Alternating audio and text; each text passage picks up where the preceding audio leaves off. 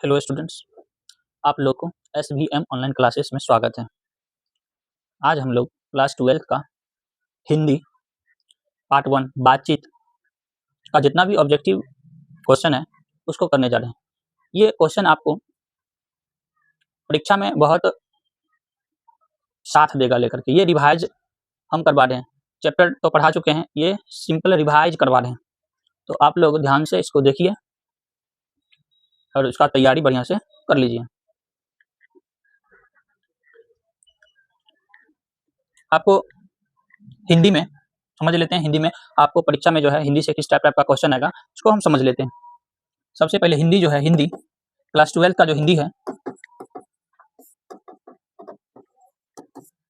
हिंदी दो भाग में बटा हुआ है, गद्य और पद। याद रखना, गद्य और पद। आपको गद्य से भी क्वेश्चन पूछेगा, पद से भी क्वेश्चन पूछेगा। एक और इसमें व्याकरण भी ऐड होता है। आपको पूरा हिंदी में फुल मार्क्स लाने के लिए आपको व्याकरण भी पढ़ना होगा। हिंदी का दो भाग है, गद्य और पद। व्याकरण भी है, व्याकरण भी पढ़ना होगा। बात समझ गए? तब जाकर के आप हिंदी में तब जाकर के आप 90 प्लस मार्क्स ला सकते हैं। 100 नंबर का परीक्षा होगा। बीएसई भी आपको हिंदी में 100 नंबर का परीक्षा लेगा। बात समझ गए? इसमें आपको हिंदी में गद्य और पद दो भाग है, दोनों भाग को पढ़ना होगा, व्याकरण भी पढ़ना होगा, तब जाकर के आप 100 मार्क्स ला सकते हैं। इसमें देखो, हम जो क्वेश्चन लाए हैं इंपॉर्टेंट वाला, बहुत सारा क्वेश्चन है। चैप्टर बाय चैप्टर हम पूरा हिंदी को करवाएंगे। आज मेरा पहला क्लास है और पहला चैप्टर भी है। आप लोग ध्यान से देखिए इस वीडियो को, अपने दोस्त के पास भी शेयर कीजिए, लाइक कीजिए, कमेंट कीजिए। अब जो है हम लोग क्वेश्चन की ओर चलते हैं। इसमें पहला क्वेश्चन है बालकृष्ण भट्ट के पिता का क्या नाम था? जो बातचीत पाठ है, बातचीत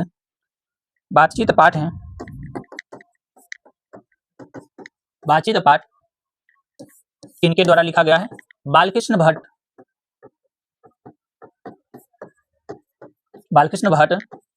जी के द्वारा लिखा गया था।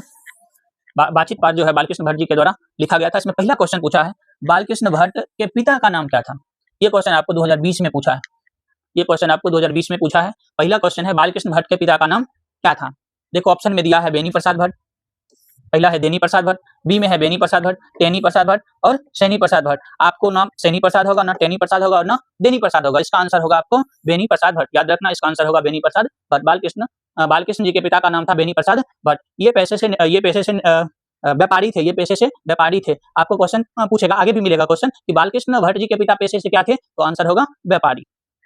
तो इसका आंसर हो गया आपको बेनी प्रसाद भट्ट। अगला क्वेश्चन है, दूसरा क्वेश्चन है, जैसा काम वैसा परिणाम किस लेखक द्वारा रचित प्रहसन है? तो जैसा काम वैसा परिणाम किस लेखक द्वारा रचित प्रहसन है? रामधारी सिंह दिनकर नहीं होगा, जयप्रकाश नारायण जी नहीं होगा, मोहन राकेश भी नहीं होगा। इसका आंसर होगा बालकृष्ण भट्ट। याद रखना, इसका आंसर होगा बालकृष्ण भट्ट। अगला क्वेश्चन,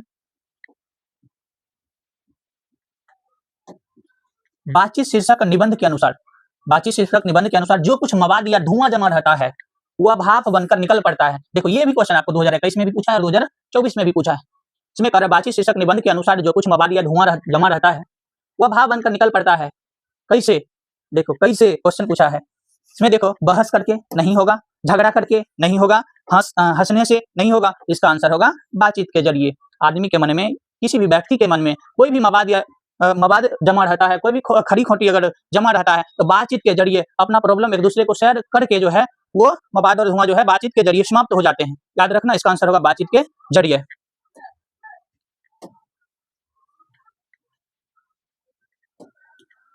दमयंती स्वयंवर किस लेखक की रचना है? 2020 में पूछा हुआ क्वेश्चन है, दमयंती स्वयंवर किस लेखक की रचना है? इसका आंसर देखो, चंद्रधर शर्मा गुलेरी नहीं होगा, मलियज भी नहीं होगा, भगत सिंह भी नहीं होगा। इसका आंसर होगा बालकृष्ण भट्ट। याद रखना, इसका आंसर होगा बालकृष्ण भट्ट। इसमें देखो, क्वेश्चन क्या कर रहा था, दमयंती स्वयंवर किस लेखक की रचना है? आंसर होगा बालकृष्ण भट्ट।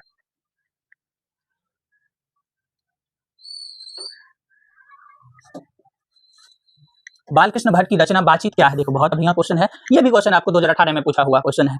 क्वेश्चन कर रहा है, बालकृष्ण भट्ट की रचना बातचीत क्या है? इसमें आपका एकांकी नहीं होगा, कहानी नहीं होगा, यात्रा संस्मरण नहीं होगा। इसका आंसर होगा ललित निबंध। आपको कहीं निबंध भी लिखा मिलेगा, याद रखना। तो जिस समय निबंध रहेगा तो ये ललित निबंध नहीं होगा। बस समझ गए? और आपको एक साथ ऑप्शन में दोनों नहीं मिलेगा। बात समझ गए? जहां आपको ललित निबंध मिलेगा तो इसका आंसर ललित निबंध हो जाएगा। याद रखना, बालकृष्ण भट्ट रचना बातचीत क्या है? तो ये ललित निबंध है।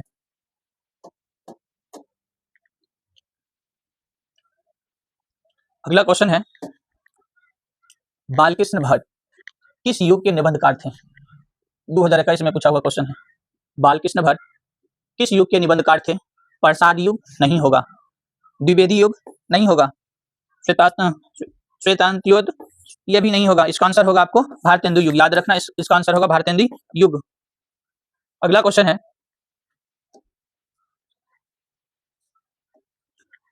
है, मनुष्य की बातचीत का उत्तम तरीका क्या है? मनुष्य की बातचीत का उत्तम तरीका क्या है? पहला कहता है विद्वत्पूर्ण बात करना, नहीं ये भी नहीं होगा। तर्कपूर्ण बात करना, ये भी नहीं होगा। भीड़ से बात करना, ये भी नहीं होगा। इसका आंसर होगा अवाक होकर अपने से बातचीत करना। मनुष्य का जो है सबसे उत्तम तरीका है अवाक होकर के अपने से बातचीत करना।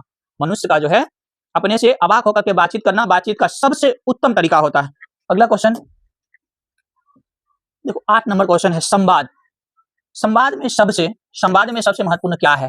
तर्क है, जिज्ञासा है, आत्मीयता है, प्रभावपूर्ण भाषा है। तो इसका आंसर हो जाएगा आपको आत्मीयता। याद रखना, इसका आंसर हो जाएगा आत्मीयता। संवाद में सबसे महत्वपूर्ण क्या है? आत्मीयता। याद रखना, इसका आंसर हो जाएगा आत्मीयता। अगला क्वेश्चन 9 नंबर क्वेश्चन है आपको, बालकृष्ण भट्ट जी का जन्म कब हुआ था? बालकृष्ण भट्ट जी का जन्म कब हुआ था? बालकृष्ण भट्ट जी का जन्म कब हुआ था? 23 जून 1884 को। अगला है 23 जून 1844 को। अगला कह रहा है 20 जून 1902 को और 18 दिसंबर 1934 को। तो इसका आंसर हो जाएगा आपको 23 जून 1844 को। याद रखना, इसका आंसर होगा 23 जून 1844 ईस्वी को। 2019 में पूछा हुआ क्वेश्चन है, ध्यान रखना इस क्वेश्चन पर। बालकृष्ण भट्ट जी का जन्म हुआ था 23 जून 1844 ईस्वी को। अगला क्वेश्चन है 10 नंबर क्वेश्चन, ध्यान से देखिए, संयोगिता। याद रखना, क्वेश्चन कह रहा है संयोगिता स्वयंवर रचना है। संयोगिता स्वयंवर किसकी रचना है ये पूछ रहा है। इसका आंसर हो जाएगा आपको बालकृष्ण भट्ट जी का है। एक मिनट, हाँ देखो ध्यान, संयोगिता स्वयंवर कह रहा है। ये जो है ये रचना श्रीनिवास दास जी का था। ये जो है रचना श्रीनिवास दास जी का था। ध्यान रखना, इसका आंसर हो जाएगा श्रीनिवास दास जी। याद रखना, ये बालकृष्ण भट्ट जी नहीं होगा इसका आंसर। अरे संयोगिता स्वयंवर रचना किनका है? तो श्रीनिवास दास जी का था। याद रखना, इसमें मिस्टेक हो गया, इसका आंसर श्रीनिवास दास जी होगा। अगला 11 नंबर क्वेश्चन कह रहा है, बातचीत शीर्षक निबंध। बातचीत शीर्षक निबंध के अनुसार रस का समुद्र किनकी बात में उमड़ा चला जाता है? याद रखना, इसका आंसर हो जाएगा हम दो सहेलियों के बीच, हम दो सहेलियों के बातचीत में। याद रखना। अगला क्वेश्चन है,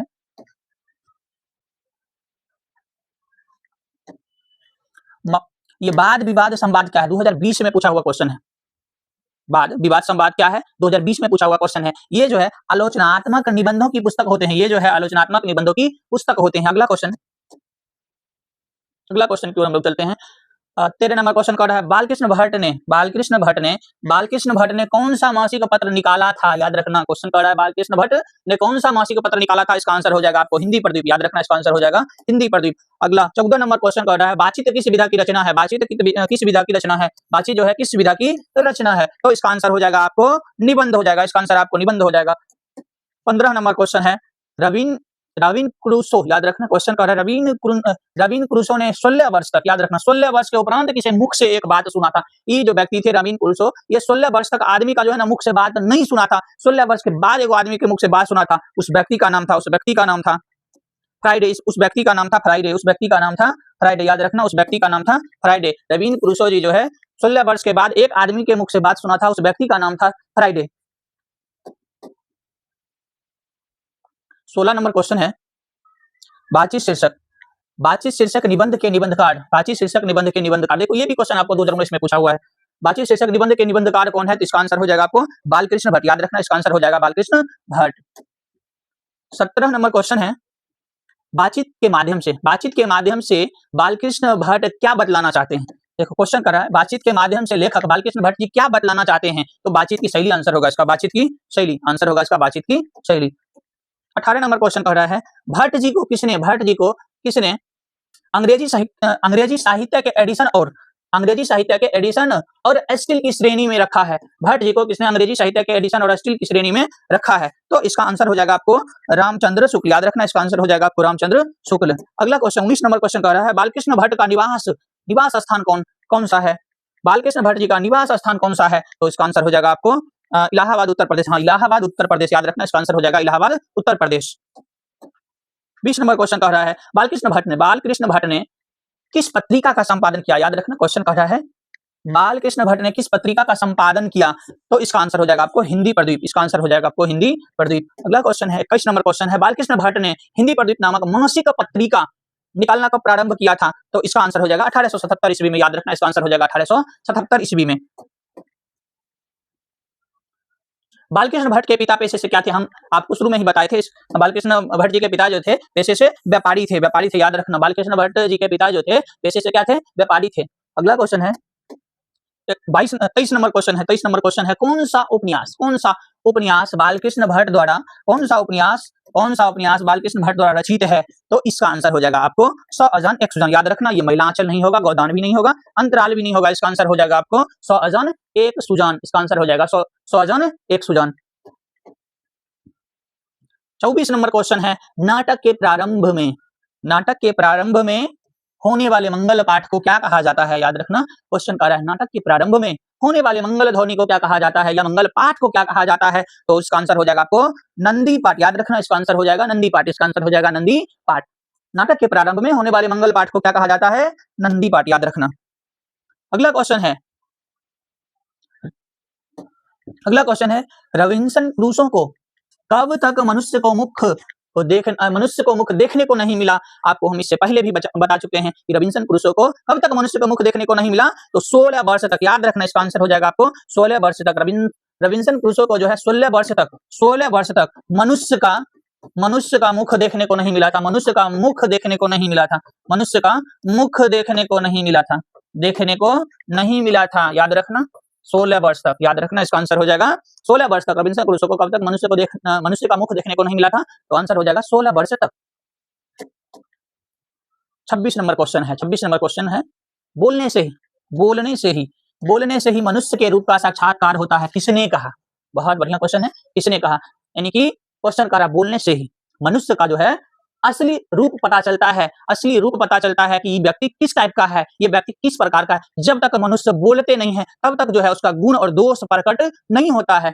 ऐसा कौन बोले थे? तो इसका आंसर हो जाएगा आपको बेन जॉनसन। याद रखना, इसका आंसर हो जाएगा आपको बेन जॉनसन। बोलने से ही मनुष्य के रूप का साक्षात्कार होता है, ऐसा कौन बोले थे? तो व्यक्ति का नाम है बेन जॉनसन। उस व्यक्ति का नाम है बेन जॉनसन। असल बातचीत, क्वेश्चन कर रहा है असल बातचीत सिर्फ 2 व्यक्तियों में ही हो सकते हैं, किसका मत है? कौन बोले थे ये बात कि असल बातचीत सिर्फ 2 व्यक्ति में ही हो सकते हैं? इस बात को बोलने वाला व्यक्ति का क्या नाम था? तो इस बात को बोलने वाला व्यक्ति का नाम एडिसन था। याद रखना, इस बात को बोलने वाला व्यक्ति का नाम एडिसन था। इसका आंसर एडिसन हो जाएगा। असल बातचीत सिर्फ 2 व्यक्ति में ही हो सकते हैं, इस बात को बोलने वाला व्यक्ति का नाम एडिसन था। याद रखना, इसका आंसर हो जाएगा एडिसन। 28 नंबर क्वेश्चन है, एडिसन के अनुसार, देखो बहुत बढ़िया क्वेश्चन कर रहा है, एडिसन के अनुसार असल बातचीत कितने लोगों के बीच हो सकती है? अभी जस्ट बताए हैं कि एडिसन के अनुसार असल बातचीत सिर्फ 2 व्यक्तियों के बीच ही हो सकते हैं। एडिसन के अनुसार असल बातचीत सिर्फ 2 व्यक्तियों के बीच हो सकते हैं। अगला क्वेश्चन है, अगला 29 नंबर क्वेश्चन हम लोग देखते हैं, इसका आंसर क्या होगा? ध्यान दो, बातचीत से मन किस प्रकार हो जाता है? क्वेश्चन कर रहा है बातचीत से मन किस प्रकार हो जाता है? क्रोधपूर्ण हो जाता है? नहीं, बातचीत से मन क्रोधपूर्ण नहीं होता है। भारी और बोझिल हो जाता है? नहीं, भारी भी और बोझिल भी नहीं होता है। इनमें से कोई नहीं, इनका तो आंसर हल्का और स्वच्छ होगा। इनका आंसर हो जाएगा हल्का और स्वच्छ। बातचीत करने से मन हल्का और स्वच्छ हो जाता है। इसका आंसर हो जाएगा हल्का और स्वच्छ। याद रखना, इसका आंसर हो जाएगा हल्का और स्वच्छ। अब हम लोग 30 नंबर क्वेश्चन की ओर चलते हैं। इसमें कह रहा, देखो इस क्वेश्चन में कह रहा है किसके ना होने से सृष्टि गूंगी प्रतीत होगा?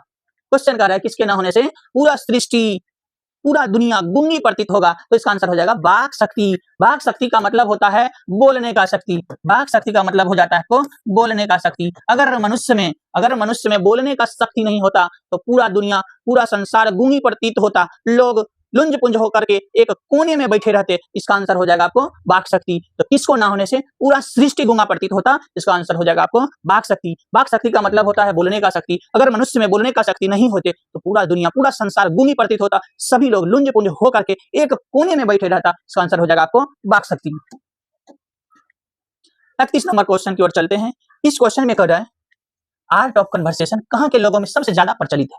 क्वेश्चन कर रहा है ये आर्ट ऑफ कन्वर्सेशन कहाँ के लोगों में सबसे ज्यादा प्रचलित है? तो इसका आंसर हो जाएगा यूरोप के लोगों में। आर्ट ऑफ कन्वर्सेशन सबसे ज्यादा यूरोप के लोगों में प्रचलित है। इसका आंसर हो जाएगा यूरोप के लोग में। बालकृष्ण भट्ट, क्वेश्चन कर रहा है बालकृष्ण भट्ट किस काल के रचनाकार है? 2019 में पूछा हुआ क्वेश्चन है, ये 2019 में पूछा हुआ क्वेश्चन है। आदिकाल नहीं, भक्ति काल ये भी नहीं होगा, आपको रीति काल भी नहीं होगा, इसका आंसर हो जाएगा आपको आधुनिक काल, इसका आंसर हो जाएगा आपको आधुनिक काल। बालकृष्ण भट्ट जी जो है आधुनिक काल के रचनाकार हैं, बालकृष्ण भट्ट जी आधुनिक काल के रचनाकार है। अगला क्वेश्चन है 33 नंबर क्वेश्चन है, बालकृष्ण भट्ट किस काल के, याद रखना क्वेश्चन कर रहा है बालकृष्ण भट्ट किस काल के रचनाकार है, तो इसका आंसर हो जाएगा आपको, इसका आंसर हो जाएगा भारतेंदु युग, इसका आंसर हो जाएगा आपको भारतेंदु युग, याद रखना इसका आंसर हो जाएगा भारतेंदु युग। आपको भक्ति काल नहीं होगा, रीति काल नहीं होगा, द्विवेदी काल नहीं होगा, इसका आंसर हो जाएगा आपको भारतेंदु युग होगा इसका आंसर। अगला क्वेश्चन है 34 नंबर क्वेश्चन कह रहा है, बातचीत के जरिए भाप बनकर क्या बाहर निकल जाता है? 2023 में पूछा हुआ क्वेश्चन है, 2023 में पूछा हुआ क्वेश्चन है। आपको 400 प्लस नंबर या 450 प्लस नंबर लाने के लिए आपको हिंदी भी पढ़ना होगा, इसके साथ व्याकरण भी पढ़ना होगा, तब जाकर के आप ऊंचा स्कोर कर सकते हैं, तब जाकर के आप 450 या 400 नंबर ला सकते हैं। इसके लिए आपको हिंदी भी पढ़ना होगा। ये इसमें जो है, इस वीडियो में हम जितना भी इंपॉर्टेंट क्वेश्चन रहेगा, आपको सब क्वेश्चन हम करवाएंगे, आपको सारा क्वेश्चन हम करवाएंगे। बस आप लोग हमसे जुड़े रहें, हमारे साथ देते रहें, सपोर्ट करते रहें। हम आपके लिए इसी प्रकार का क्वेश्चन, चाहे इंग्लिश हो या फिर हिंदी हो, आपको निश्चित तौर पर हम करवाएंगे, चैप्टर बाय चैप्टर हम करवाते रहेंगे। अब हम चलते हैं अगला क्वेश्चन की ओर।